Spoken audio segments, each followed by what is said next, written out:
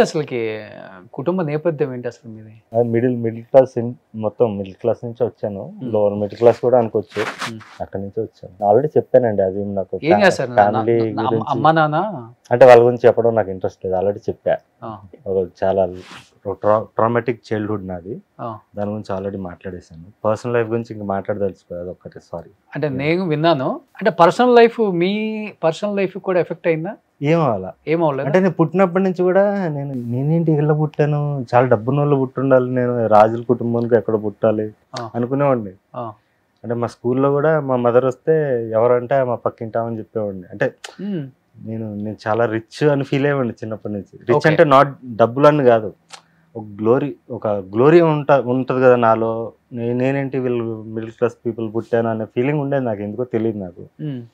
అంటే డబ్బు మీద వ్యామోహం కాదు అది, లైక్ వాళ్ళ ఆలోచన విధానం ఇవన్నీ చూసినప్పుడు చిన్న 4 ఏళ్ళ వయసులోనే ఇది చూసినప్పుడు నేను వీళ్ళకన్నా సుపీరియర్ అనే ఫీలింగ్ కలిగేది నాకు. ఎందుకు తెలియదు, అది చిన్నప్పటి నుంచి ఉంది. సుపీరియారిటీ కాంప్లెక్స్ నాకు తెలియకుండా.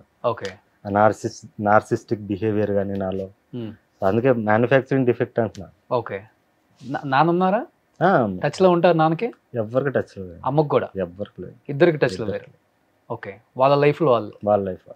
కానీ వాళ్ళు కనీసం అనుకుంటారు కదా కొడుకు ఎలా ఉన్నాడో చూద్దాం. వాళ్ళు అనుకుంటారు లేదా నాకు నేనైతే అనుకోనండి. వాళ్ళు అనుకుంటారు అనుకుంటే నేను అనుకోను, వాళ్ళు అనుకోవాలని కూడా అనుకోను నేను. ఫోటో కూడా లేదు మీ దగ్గర అసలు? నా చిన్నప్పుడు ఫోటోనే మొన్న ఎప్పుడో దొరికింది, ఎవరో పంపించారు, అది పోస్ట్ చేశా. కానీ వాళ్ళ జీవితం చూసి మీ జీవితంలో కొంత ఎఫెక్ట్ అయిందా? మీరు కూడా విడాకులు తీసుకోవాల్సి వచ్చిన నాకు ఎఫెక్ట్ అవ్వలేదండి. అదే చెప్తున్నాను, నేను మామూలు మనిషిలాగా కామన్ మ్యాన్ లా ట్రై చేశా. ఓకే, అందరిలాగా నేను ఎందుకు తేడా ఉన్నాను, వీళ్ళలాగా ఉండాలి అందరిలాగా అని ట్రై చేశా. నేను కూడా పెళ్లి చేసుకున్నాను, కరెక్ట్ ఏజ్కే చేసుకున్నాను, ప్రేమించాను, అన్ని. లవ్ చేశారా?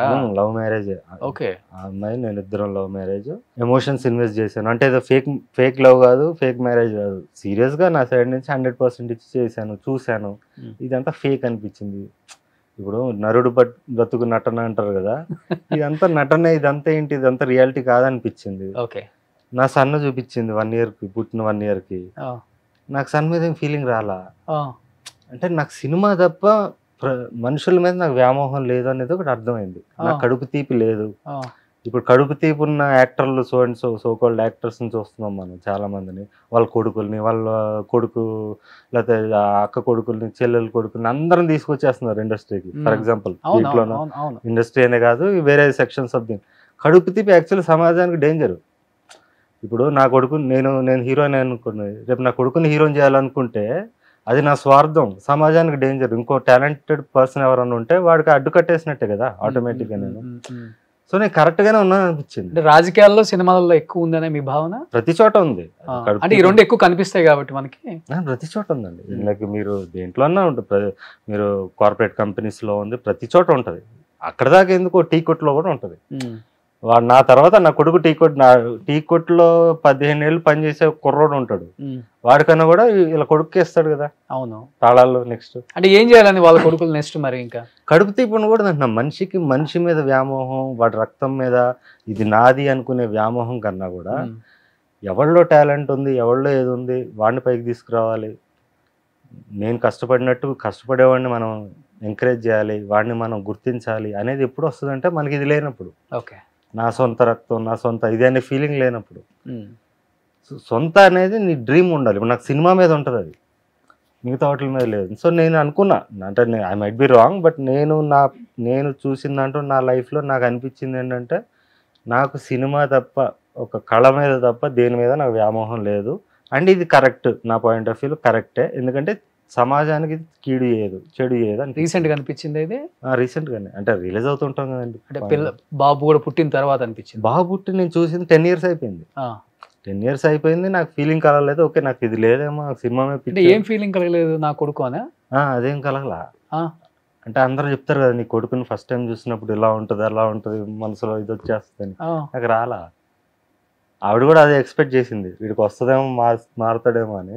కానీ మీరు ఇలా అని ఆమెకు అప్పుడే తెలుసు? పెళ్లికి ముందే తెలుసు.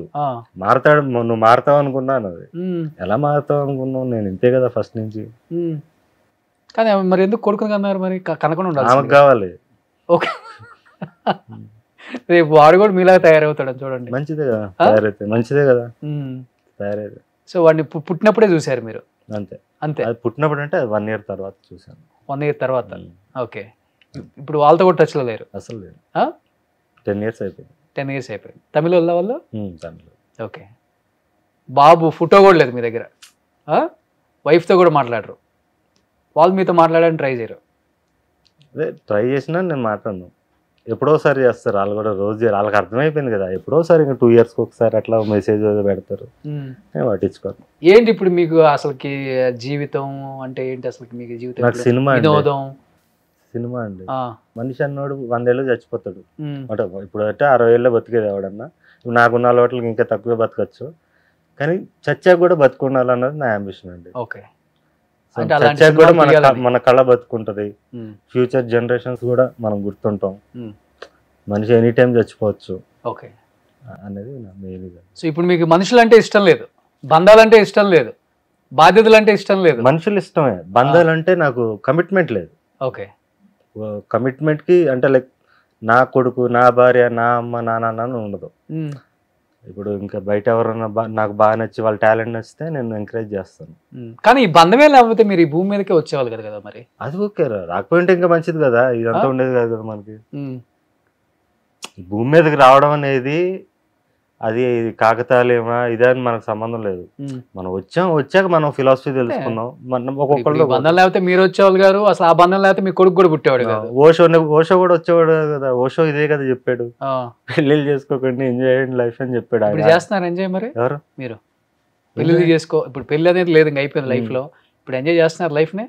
ఎంజాయ్ అంటే ఏంటి, ఇదే సినిమానే, ఓన్లీ సినిమా అంతే. ఓకే. మీ లైఫ్ లో ఇంకొక అమ్మాయి అంటూ రాలా? అమ్మాయికి కూడా కంటిన్యూగా రిలేషన్షిప్ లో ఉన్నాను ఇప్పుడు. నేను యాక్చువల్లీ 1 year నుంచి నేను బ్రహ్మచర్యం పాటిస్తున్నా. లాస్ట్ 1 year నుంచి? బిఫోర్ దాకా ఉండేవాళ్ళు అప్పుడు, అంటే ఉంటారు కదండి మనకంటే నాకు అది కూడా నార్సిజమే. ఇప్పుడు 3 monthsకి అప్పుడు ఎవరిని అమ్మాయి కావాలని కోరిక కలిగితే అప్పుడు కలిసేవాడిని. అప్పుడు లిస్ట్ చూసుకుని, పాత లిస్ట్ ఎవరు ఉన్నారు దాంట్లో ఫోన్ చేసుకొని, అదే అందులో ఎవరు ఫ్రీగా ఉంటే వాళ్ళు కలిసి వచ్చేయండి మా ఇంటికి, అట్లానే. ఇంకా డీటెయిల్స్ ఎందుకు, అది ఎంత ఓపెన్గా ఉన్నారు, డీటెయిల్స్ ఏముంది అక్కడ చెప్పడంలో కానీ. సో ఇప్పుడు మీరే కుకింగ్, మీరే అంతే? నేను డైట్ స్టార్ట్ చేసిన దగ్గర నుంచి మొత్తం నేను ఇంతకుముందు జొమాటో అది ఆర్డర్లు చేసేవాడిని, ఇప్పుడు చేయట్లేదు. ప్రాపర్గా నేను డైట్ ఫాలో అవుతున్నాను. ఒక్కళ్ళే ఉంటారు కదా ఇంట్లో? ఒక్కడనే ఉండడానికి ఇష్టపడతాను. ఓకే. చాలా మంది ఒక్కళ్ళు ఉంటే చచ్చిపోతారు పాపం, చుట్టుపక్కల ఎవరో ఒకళ్ళు మాట్లాడాలి, కబుర్లు చెప్పాలి. నాతో మనిషి ఒక 24 hours మించి ఉంటే నేను ఉండలేనండి. వాడు ఉండలేడా, మీరు ఉండలేడు? నేను ఉండలేను, ఏదో చెప్పి పంపించేయాలి. మా ఫ్రెండ్స్ ఎవరిని వచ్చినా కూడా 1 గంట 2 గంటలు ఉండగానే సరే నువ్వు వెళ్ళు అంట చెప్పేస్తారు ముఖానే, వాళ్ళకి అర్థమైపోద్ది ఇంతే అని చెప్పి. ఇప్పుడు ఎక్కడ ఉంటున్నారు ఇట్లాంటి వాళ్ళు? ఊరు చివరో లేకపోతే అడవుల్లోనే ఉంటారే? అవునండి, సైనిక్పూర్ లో ఉంటున్నా ఇప్పుడు ప్రస్తుతానికి. అంటే మొన్నటిదాకా ఇక్కడే ఉన్నా, శ్రీనగర్ కాలనీలో 3 years ఉన్నాక నా వల్ల కాలా, సిటీ మధ్యలో ఒక రకంగా అనిపించింది. కేబీఆర్ పార్క్ వెళ్ళేవాడిని, మార్నింగ్ వెళ్ళేవాడిని, మళ్ళీ ఈవినింగ్ వెళ్ళేవాడిని, కొంచెం ప్రకృతి అక్కడే ఉండేది. సో నాకు కష్టం అనిపించింది, లేదా మళ్ళీ సైనిక్పూర్ వెళ్ళిపోయా. ఓకే. ఇప్పుడు రెగ్యులర్ గా వాకింగ్ గానో దేనికనో బయటకు వెళ్తూనే ఉంటారు కదా? అక్కడ నాకు మిలిటరీ ఏరియా ఉంటుంది. అవును. సో అక్కడ నాకు ప్రాబ్లం ఉండదు అనమాట. బయట జనాలు కూడా ఎక్కువ గుర్తుపట్టరు, అటంతా నార్త్ వాళ్ళు వీళ్ళు ఉంటారు, తమిళియన్స్ వాళ్ళు ఉంటారు. సో హ్యాపీగా ఉంది అక్కడ బాగుంది.